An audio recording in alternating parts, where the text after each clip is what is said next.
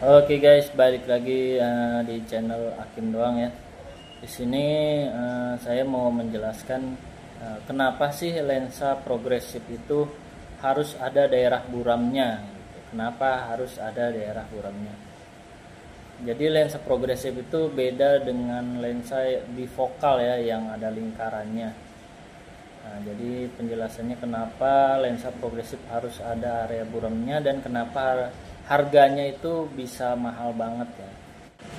Dan saya akan menjelaskan dengan apa? Saya akan menjelaskan dengan sesingkat mungkin dan dengan kalimat yang bisa dimengerti ya, nggak formal-formal banget tapi mudah-mudahan bisa dipahami oleh kalian ya. Jadi penjelasannya itu lensa progresif itu kan dia progres. Nah, progres itu jadi setiap ukurannya itu berbeda-beda per milimeternya. Nah, dari area jauh, area menengah, dan area dekat. Nah, jadi beda dengan lensa yang bifokal itu jauh dan dekat saja yang ada lingkarannya itu ya. Nah, jadi contohnya itu seperti ini. Oke, nah jadi contoh lensanya itu seperti ini ya contohnya ya. Nah, ini kan lensa dia lensa bifokal. Nah, bifokal itu dia ada bulatannya ya, ada bulatannya di bagian sini nih. Nah, dia ada bulatannya. Oh, ini enggak terlalu kelihatan sih bulatannya. Sekarang udah canggih dia pembuatannya. Jadi lensa seperti ini tuh dia nggak ada daerah buramnya, kanan kirinya itu nggak ada. Jadi mau melihat jauh, mau melirik kanan dan kiri, dia nggak ada daerah buramnya. Cuma minusnya itu dia area bacanya kelihatan ya. Kalau untuk usia-usia 40 45 ke bawah kan jadi agak malu kalau pakai lensa seperti ini. Nah, kalau lensa progresif, nah dia itu polos seperti ini. Tapi kenapa ada daerah buramnya? Nah, jadi karena dia lensa progresif, itu kan progres. Jadi per milimeternya itu dia ukurannya berbeda-beda dari jauh, medium dan baca. Nah, ini penggosokannya ini itu menggunakan teknologi yang canggih, guys. Jadi beda dengan lensa seperti ini, itu hanya ditempel plusnya lalu digosok. Nah, sehingga dia nggak menciptakan daerah buram kanan kirinya, tapi kelihatan lingkarannya ya. Dan kalau lensa seperti ini tuh dia nggak bisa lihat komputer, bisa lihat daerah menengah, jadi hanya jauh dan baca. Nah, beda kalau progresif itu dia jauh, medium dan baca. Nah, penggosokannya ini itu dia membuangnya itu ke kiri dan kanannya. Jadi daerah jauhnya itu misalkan minus ya kan, terus semakin ke bawah itu ukurannya itu semakin kecil gitu ya. Jadi misalkan jauhnya itu minus 1 ya kan. Nah, semakin ke bawah itu dia per milimeternya berbeda-beda sampai ke ukuran plus. Ini penjelasan secara singkat aja ya. Penjelasan secara singkat.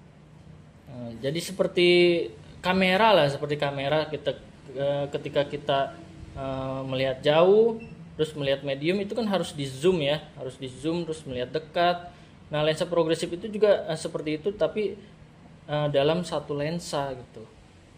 Nah, jadi kenapa dia progres? Karena ukuran dari jauh ke bacanya itu ukurannya berbeda-beda.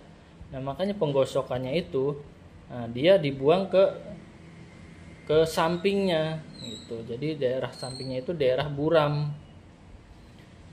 Oke, gitu ya. Nah, ada juga lensa progresif itu yang daerah buramnya sedikit. Nah, itu menggunakan teknologinya lebih canggih lagi berarti.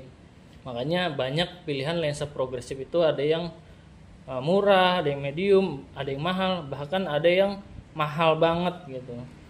Jadi seperti itu kenapa progresif itu ada daerah buramnya gitu. Oke, kira-kira paham nggak nih sampai di sini? Paham ya kalian ya bedanya lensa bifokal yang ada lingkarannya ini atau yang ada garisnya dengan lensa progresif ini contoh aja ya, contoh gitu. Nah, kenapa lensa bifokal ini nggak ada daerah buramnya? Karena dia nggak ada daerah mediumnya untuk komputer. Jadi kalau misalnya kalian lihat komputer ya kalian ngelihatnya ke bawah gitu. Nah kalau progresif itu jauh, medium, dan baca. Medium ini untuk daerah komputer. Dan lensa yang ini jauh lebih murah dibandingkan lensa progresif. Kalau lensa progresif itu startnya dimulai harga 500-an sampai puluhan juta juga ada ya. Nah, yang membedakannya itu semakin kecil daerah buramnya, semakin halus distorsinya.